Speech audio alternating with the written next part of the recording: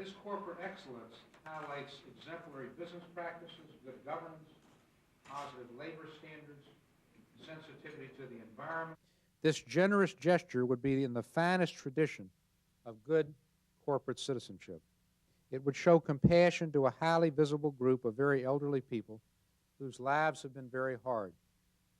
It will help to heal the wounds of the past, to avoid confrontation and tension, and to settle or prevent lawsuits and other potential pressures on American firms. In Seattle and more recently in Washington, and the fervor behind them. Thank you, and Craig and I'll be glad to take your questions.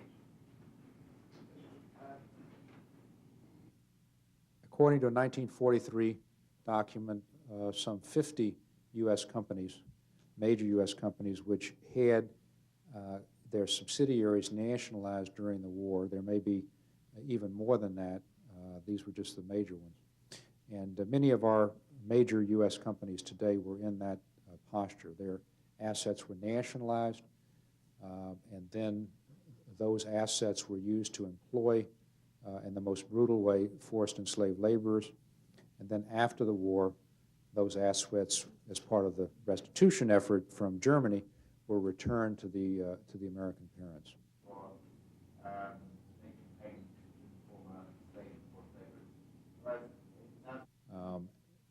We therefore see this as one last opportunity for American companies whose corporate assets were misused in the worst way,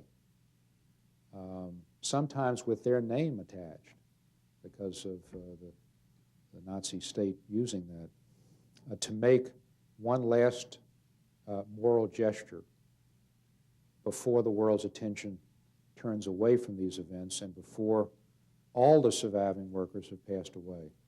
That certainly is our intention. We want to act as rapidly as possible.